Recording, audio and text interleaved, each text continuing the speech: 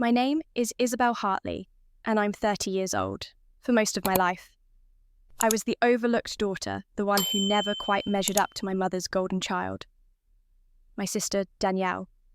I built a life on my own terms, far from their judgments, quietly becoming someone they never expected.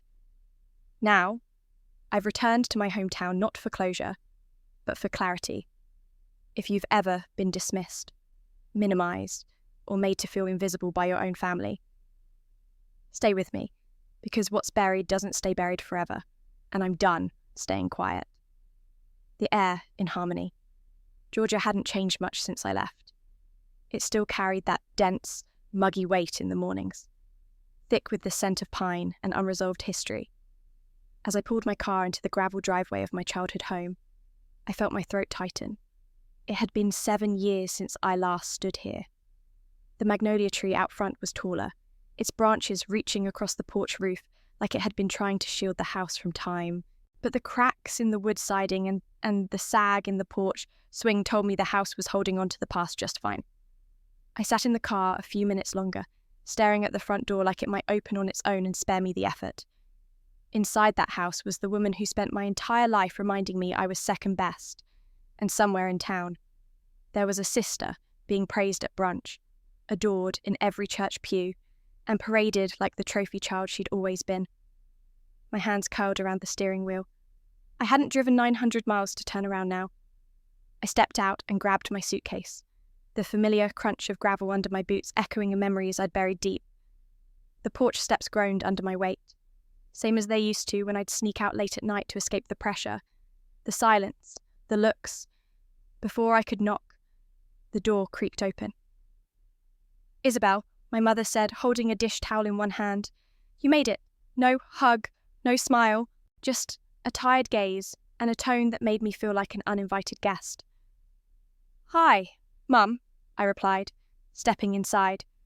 The living room was exactly as I remembered: dark green wallpaper, dusty lace curtains, family portraits of Danielle everywhere. There wasn't a single photograph of me past the age of 16. I noticed. She knew I did, but neither of us said anything. "I made up your old room," she said, already heading back toward the kitchen. "It's just for the weekend." "Right, just the weekend," I confirmed. I climbed the stairs with a lump in my throat. The banister still had that little chip from when I fell carrying science fair boards. Danielle got first place that year. I had the bruised shin. When I opened the door to my room, it felt like stepping into a shrine to someone I used to be, the floral bedspread, the faded posters on the wall, even the old bulletin board filled with cheerleading ribbons and church youth group photos, all untouched, frozen in time, like I had died and this was my memorial. I stood there for a long moment, my bag still in hand, absorbing it all. Later that evening, I found myself at the dinner table across from my mother, her Bible resting next to the salt shaker like it always had, as though morality needed seasoning. She said grace like she always did, asking the Lord to watch over those who wander with a pointed pause. "You heard about Danielle's award. I assume she asked as we passed cornbread and collard greens." "No," I said, even though I had. "What award?" She smiled faintly, clearly eager to deliver the news. The Chamber of Commerce recognised her as Citizen of the Year. All that work she's done for the community centre. She was on the front page of the Gazette. "That's great," I said quietly. "She's worked so hard," my mother continued, "really brought honour to the family name." I chewed slowly, not responding. She kept going. "You know, she's even speaking at the Founders' Day luncheon next week. They asked me to help organise it. Of course they did. Harmony's finest, the beloved daughter, and the mother who raised her. It was a script they'd written without me. I'm happy for her," I said, pushing my peas around my plate. "You could come?"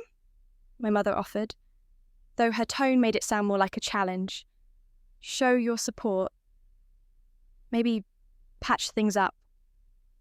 I looked up, surprised. "Patch things up, Mum. Danielle hasn't spoken to me since I left for college." "She was hurt," she replied flatly. "You left right after that big argument." said some awful things. I was 18. I said, and she told everyone in town I was seeing a married man. That wasn't true. She humiliated me. She was just trying to protect your reputation. No, I said. She was trying to destroy it. The silence that followed wasn't empty, it was full of everything we'd never resolved.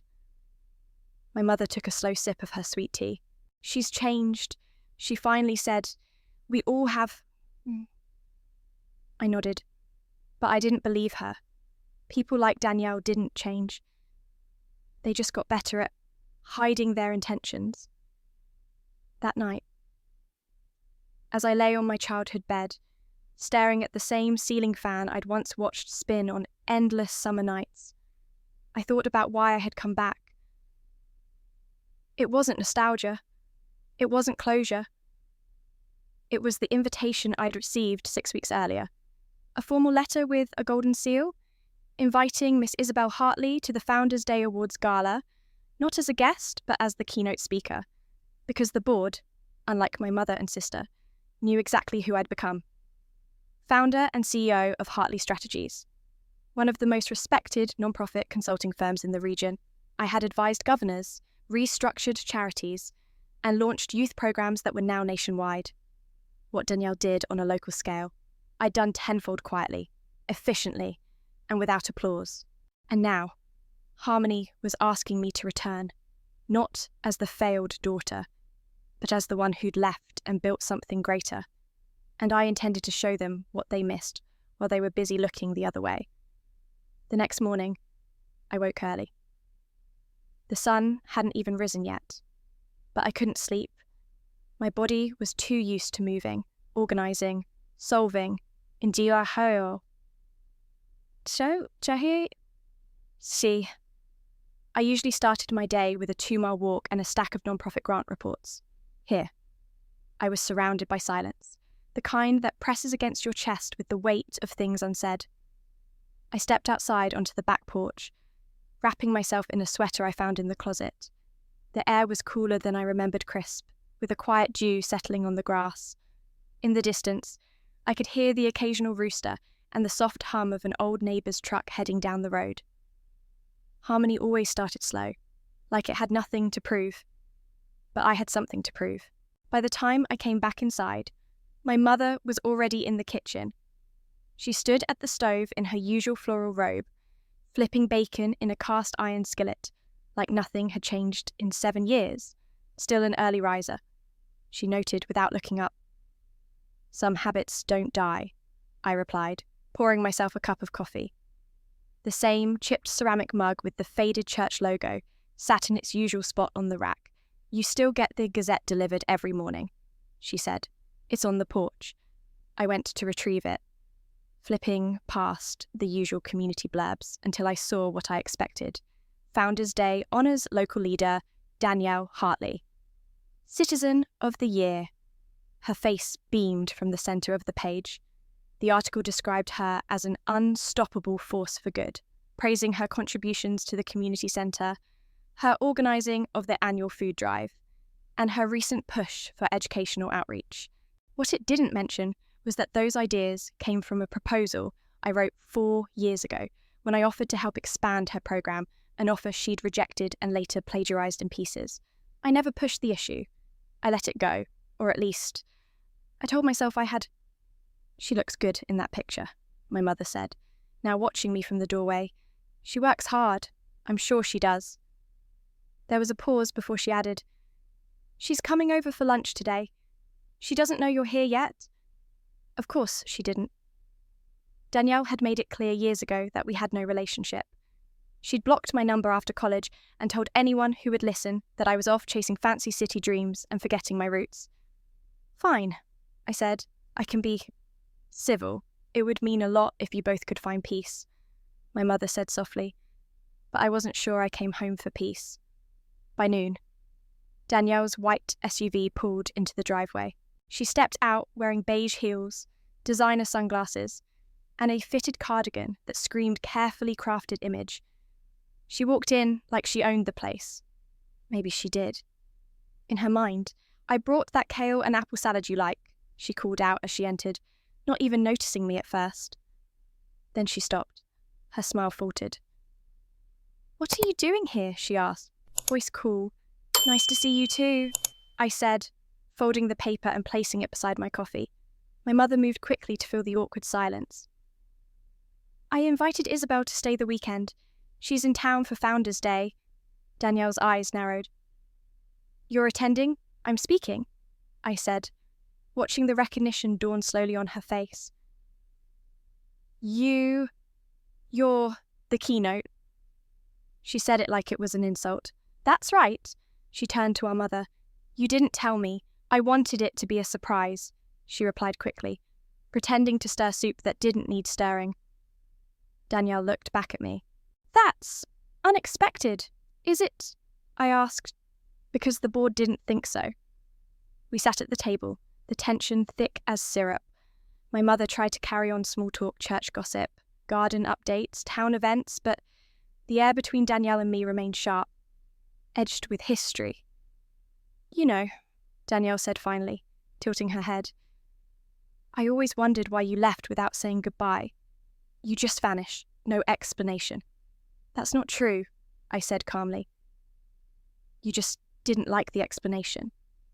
She leaned back, arms crossed. Remind me, you told Pastor Gaines I was sneaking around with a married man. You ruined my reputation before I even packed my suitcase. Danielle scoffed. Oh, come on. That wasn't a big deal. It was to me. I said, I lost my internship. My scholarship almost got pulled. You made sure everyone turned their back before I had a chance to start. She looked away. I was young. I made mistakes. No, you made choices. I said, and now you're reaping the praise for work you didn't do. That's not fair, she snapped. I built everything I have from the ground up. With my ideas, I reminded her. You dressed them up, tied them in ribbons, and took credit. And I let you, because I thought one day you'd be honest about it, but you never were.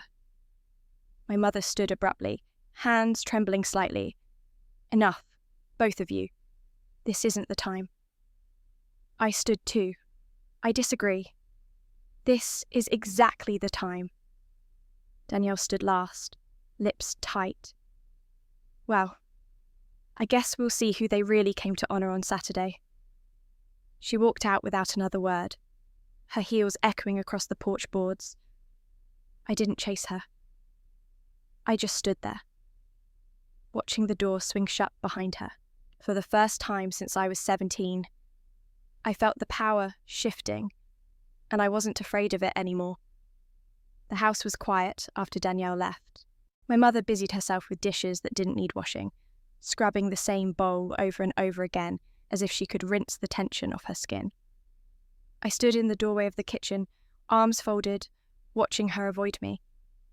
She's your sister, she said after a long silence, not turning around.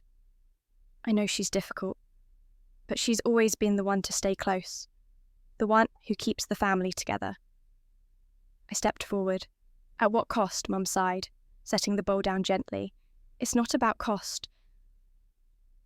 It's about keeping peace. For who? For you. For her. My voice cracked with restrained exhaustion. Because it certainly hasn't been peaceful for me. She looked at me then. Really looked. Like she hadn't seen me in years. And maybe she hadn't. You were always strong, she said. You didn't need as much, that old explanation. That excuse dressed as flattery. I'd heard it 100 times growing up, how I was the independent one, the self-sufficient one, the one who could survive without attention, without affection, without fairness. That's not the same as not needing anything, I said quietly. It doesn't mean I didn't want your support. It doesn't mean I didn't deserve it. Her face softened just slightly, but she didn't speak, not right away. That night, I walked down to the community centre where Founders' Day was being set up. It looked the same as it had when I was 17, banners halfway hung, folding tables stacked along the wall, the smell of varnished floors and lemon-scented cleaner in the air. A woman named Lorraine was arranging chairs in the main hall, She recognized me instantly. "Isabelle," she said, surprised. "I thought you were still out east." "I'm here for the event," I said, helping her unfold a chair. "Oh, I know that now." We were all surprised. "Danielle didn't mention you were the keynote." "Of course not," I replied with a small smile. "She said you weren't really involved anymore, that you'd moved on." I bit my tongue. "Well, life has a funny way of circling back." Lorraine paused, her hand on a stack of programs. "I always thought what happened between you two wasn't the full story. You were a good kid, smart, kind. Some of us noticed. That small kindness hit me harder than I expected. After all these years, someone had seen through it, even if they hadn't said it then. I appreciate that." I said, "Truly," she smiled, nodding toward the rows of empty chairs. "You're gonna do great. Don't let anyone dim that light of yours." The next day was a blur. Rehearsals, meetings, glances from old neighbours I hadn't spoken to since I was 19. Some were curious, others were cold, a few offered hesitant smiles, unsure which sister they were supposed to root for. By evening, I found myself seated in the small guest room I'd claimed, carefully reviewing my notes. I wasn't nervous about public speaking, I'd done it for years. What made my stomach twist was the idea that none of this would matter to the people who once mattered most. My mother knocked softly on the door. "You have a visitor." "Who?" "Your Aunt Valerie." That surprised me. Aunt Valerie was my father's sister, a blunt woman with a sharp wit and a keen eye. She had never taken sides openly, but she also hadn't reached out when everything fell apart. She stepped in, wearing her usual oversized denim jacket and carrying a thick folder in her arms. "I thought it was time we talked," she said. I motioned for her to sit. "I found these while cleaning out your grandmother's things," she explained, opening the folder. Inside were photos, newspaper clippings, and a few printed emails. "What are these?" I asked, flipping through them slowly. "Proof that Danielle used your proposal for the Youth Development Initiative. Word for word, in some places. And those emails," she tapped the edge of the folder. "They show she shared your ideas with the board while claiming them as her own. I only kept them because something didn't sit right. I thought you should have them."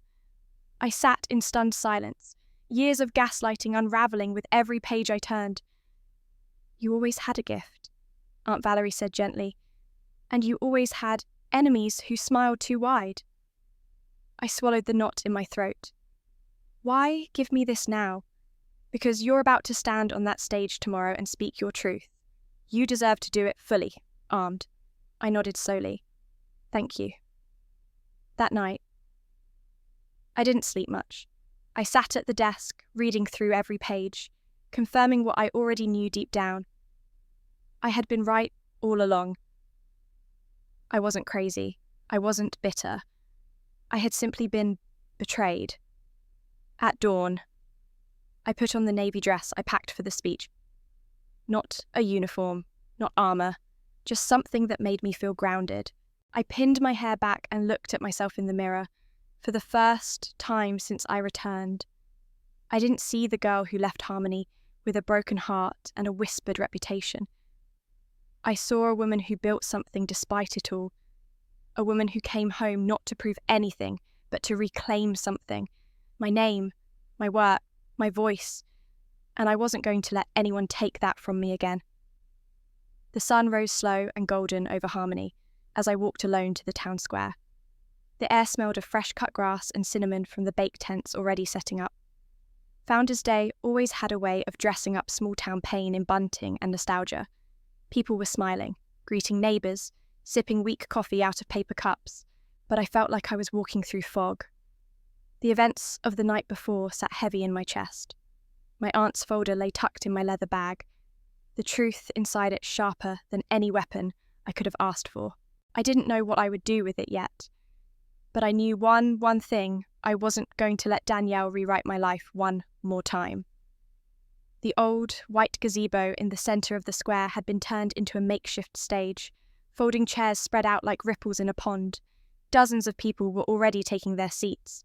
At the front row, I spotted familiar faces: my high school English teacher, Mrs. Adler, whose recommendation had helped me get into college, Mr. Deacon, who once ran the community radio station and let me volunteer in the afternoons. They were older now, greyer around the edges, but their presence stirred something soft in me. I stood near the platform, clutching my bag, when Danielle appeared out of nowhere. "You've got some nerve," she hissed, low and bitter. I didn't flinch. "Good morning to you too." Her mouth twisted, all smile gone. "Aunt Valerie told me what she gave you. You think you're going to make some big scene. I'm not here to embarrass anyone," I said calmly. "I'm here to tell the truth." Her eyes narrowed. "If you say one word to make me look bad, you'll regret it."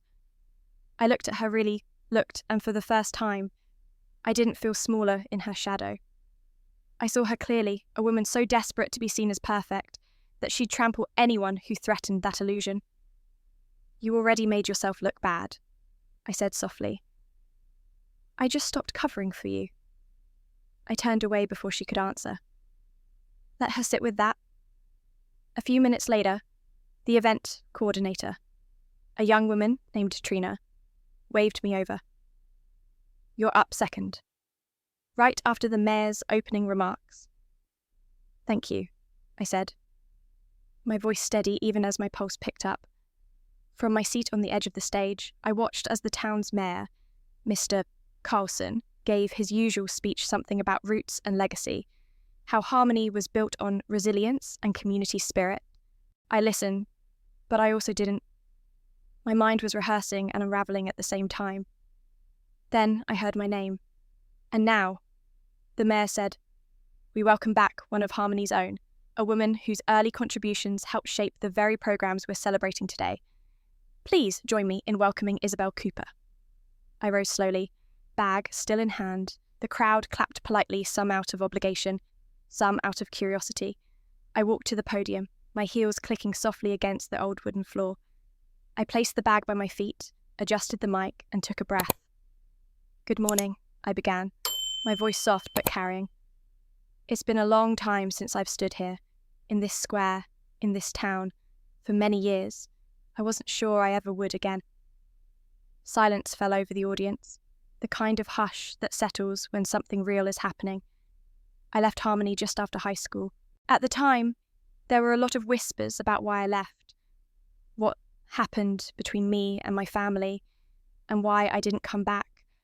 Most of those whispers were wrong. I paused. Let that settle. I was 19. I'd worked on a youth development program for months. I poured myself into it, hoping to help other kids like me who felt like they didn't quite fit the mold. I submitted it to the community board, full of hope, but the next thing I knew, someone else had presented it, claimed it, got the funding, the praise, the credit. I didn't say her name. I didn't need to. Danielle's face was stone still in the front row, and when I tried to speak up, I was told I was jealous, difficult, overreacting. I was pushed out of my own work, my own town, and worst of all, my own family believed it. A few gasps echoed, some heads turned, others nodded, slowly, like pieces falling into place. I built a life outside of Harmony, a good one. But the wound of what happened here followed me, because it wasn't just professional betrayal, it was personal. It was a mother who stayed silent, a sister who smiled while stepping on my back, and a town that pretended not to notice. Now I reached down and lifted the folder from my bag. I'm not here to settle scores. I'm here because the truth matters, not just for me, but for every person who's ever been cast out for telling it. I held up a few of the papers, the audience leaning forward. These are emails from years ago. They show who submitted the proposal, who altered the records, who took credit for work that wasn't theirs. A shocked murmur rippled through the crowd. I've kept these for a long time. Too long. But today, I leave them with the board, not to punish, but to correct the record. So the next young woman who speaks up isn't silenced the way I was. I looked out at the crowd, scanning the sea of faces. I love this town. I always did. That's why it hurt so much to leave. But I'm not the same girl who left Harmony in tears. I came back on my own terms. With that, I stepped back from the microphone. There was silence at first.